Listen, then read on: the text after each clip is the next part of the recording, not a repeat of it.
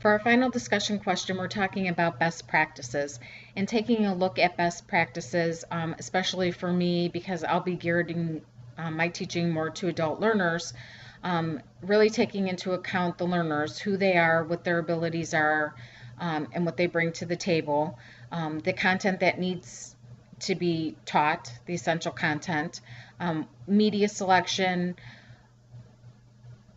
as far as different resources that we're going to be using, like the Blackboard, Skype, Google Hangouts, and also the assessments as to how we're going to see if we're really effective with their teaching.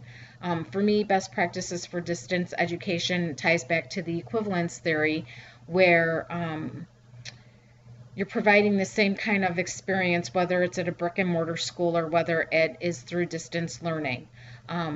The learning experience needs to be tailored to each student group so that they do have the same experience, but also that they have the same resources, such as library resources, for example, whether it be online or with reciprocating local libraries, but that they have exposure to the same material that somebody going to a big university does.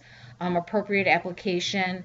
The application of the learning experience should suit the needs of the learner situation and the facility where you're teaching at.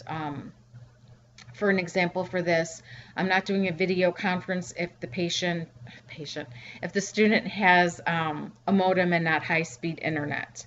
And along with that, I just thought of cognitive overload was another theory to tie into this. I think, especially for adult learners, I can see if they're not used to all the technology that we could really cognitively overload them.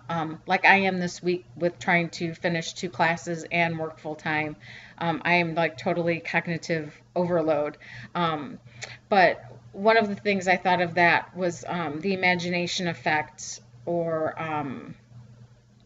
mental practice that really helped me when we had to do our presentation, was to practice it, and also to get different scenarios in my head of possible different outcomes so that I could anticipate any questions.